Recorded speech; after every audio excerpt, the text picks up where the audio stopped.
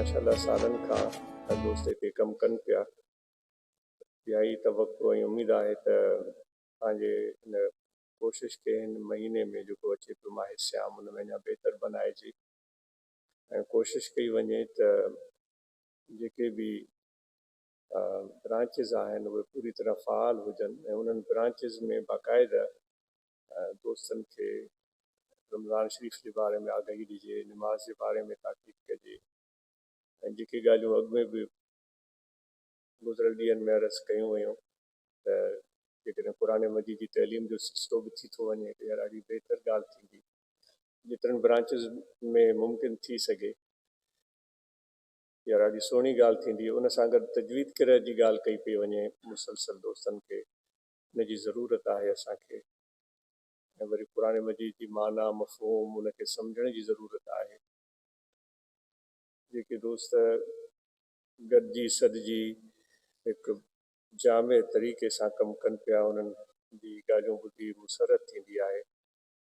जीअं हाणे निमाज़ था, अल्लाह ताला जो हुकुमात निमाज़ पढ़ो, हुज़ूर अलैहिस्सलाम जन इन ॻाल्हि जो ताक़ीद फरमायो। वरी माहे सियाम बि अचे पियो रमज़ान, बुनियादी तरह सां निमाज़ हुजे या रोज़ा हुजनि, इन्हनि जो असुलु कमु आहे असांजे रूह जी, क़ल्ब जी, अंदर जी, बातिन जी सफ़ाई। असांजे अंदर में ज़रूरु ख़ामियूं, कोताहियूं, ख़राबियूं रहिजी थियूं वञनि। इहा उन रूह सां निमाज़ अदा कजे, रोज़ो रखिजे, जीअं असांजी जेका बातिन जी सूरत हाल आहे उहा बहितर थिए, सफ़ाई जंहिंखे चइजे, पाकाई हासिलु थिए। क़द अफ़लह मन तज़क्का, उहा पाकाई हासिलु थिए। सिर्फ़ु रोज़ेदारनि में नाले ॻणाइण लाइ न, निमाज़नि में नाले ॻणाइण लाइ न, बल्कि उनजो मक़सदु असांखे मिली पवे। सालनि खां निमाज़ूं पढ़ंदे पढ़ंदे बुढ़ा थी वियासीं, ईअं चइजे त गोॾनि खां वेही वियासीं। निमाज़ूं त नसीब थियूं माशाअल्लाह, पर असांजे रविये में, हाल में तब्दीली कान आई, उहो ई हाल रहियो। हाणे कहिड़े हाल में असां आहियूं उहो हर को बहितर सम्झी सघे थो, जेकॾहिं न सची दिलि सां असां जाइज़ो वठूं, सम्झी सघूं था उहो कहिड़ो ॾींहुं ईंदो ऐं उहा कहिड़ी निमाज़ हूंदी, उहो कहिड़ो रुकू ऐं सजदो हूंदो, या उहो कहिड़ो रमज़ान हूंदो जंहिंमें वाक़िअतनि असांजे अंदरूनी सूरत हाल में बहितरीअ जा आसार नुमाया थियनि। अहिड़ी जेका निमाज़ आहे उहा ई ख़ुदा ते अलाह ताला जी बारगाह में क़बूलु पवे थी। माण्हुनि त असांखे सर्टिफिकेट ॾेई छॾियो, बाबा हे निमाज़ी माण्हू, चवंदा आहियूं हे नेक निमाज़ी माण्हू। उमेदु आहे त असांजो इन तरफ़ ध्यानु हूंदो। हाणे अंदर जी सफ़ाई थी वई निमाज़, पर वरी साॻे वक़्त में जिस्म खे साफ़ रखण जो ताक़ीद आहे, वेझण जो, वज़ू करण जो, इहो जिस्म जी सफ़ाई त आहे, उनजो बि ताक़ीद आहे। वरी साॻे वक़्त में कपिड़नि खे बि साफ़ रखण जो शर्त रखियो वियो आहे, तव्हांजो लिबास उहो बि साफ़ ऐं पाक। इन्हनि सभिनी शयुनि में घणियूं ई मानाऊं पोशीदा आहिनि। सुठे लिबास वारो साफ़ सुठो माण्हू कंहिं बि इंसान जे साम्हूं वञे त उहो उनखे इज़त जी नज़रुनि सां ॾिसंदो। पोइ जेकॾहिं उहो सफ़ाई ॾे ध्यानु ई नथो ॾिए त पोइ उनखे ॿियो माण्हू बि ओड़ी नज़र सां ॾिसंदो। इहे सभु शयूं हिक ॿिए सां लाॻापियल आहिनि। पोइ जिस्म बि साफ़ करण जी कोशिशि, लिबास बि साफ़ थियो, पर जेकॾहिं असांजे जंहिं घर में, जंहिं माहौल में असां रहूं पिया उते सफ़ाई न आहे, इहा बि शइ असांजे इन सभु पंहिंजे इन सूरत हाल खां जुदा कान्हे का, इहा बि सुठी ॻाल्हि कान्हे।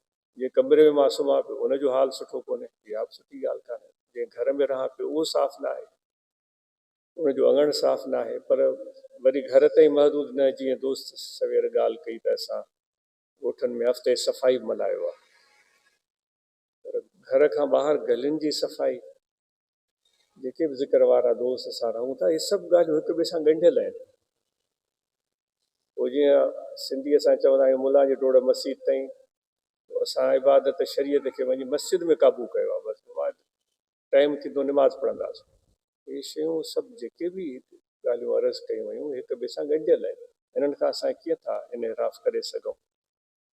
इन जे लाइ दोस्तनि जी इहा ॻाल्हि ॿुधी मुसरत थी त ॻोठनि खे साफ़ु करण जी कोशिशि कई दोस्तनि ऐं गलियुनि खे साफ़ु करण जी कोशिशि कई आहे। असांजो फ़र्ज़ु बणिजे थो पाण बि गलियूं साफ़ु कयूं, घर बि साफ़ु कयूं, पर गलियुनि खे ख़राब बि न कयूं।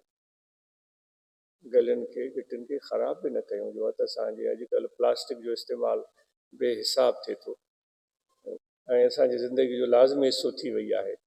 पर प्लास्टिक जा जेके थैलियूं आहिनि, प्लास्टिक बैग्स आहिनि, उहे केॾी गंदगी फैलाइनि थियूं। पहिरियां त इहो अहसासु असांखे मां ठंड जी फूक जी सुठा कपिड़ा पाए निकिरां ऐं सम्झां त बाबा मां मुतबर आहियां, पर मुंहिंजे साॼे खां बि गंद जा ढेर हुजनि, प्लास्टिक हुजे, गंदगी हुजे, ग़लाज़त हुजे, मां कहिड़ो मुतबर चवराईंदुसि। असांजी उहो पंहिंजी ज़ात ताईं सभु ॻाल्हि महदूद थी वञे।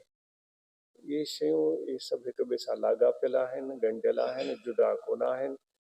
त दोस्तो इन ॻाल्हि में असांखे सुस्ती नाहे करणी, ज़िमेदारी पूरी करणी आहे, असांजो फ़र्ज़ु आहे, असांजी ज़िमेदारी आहे।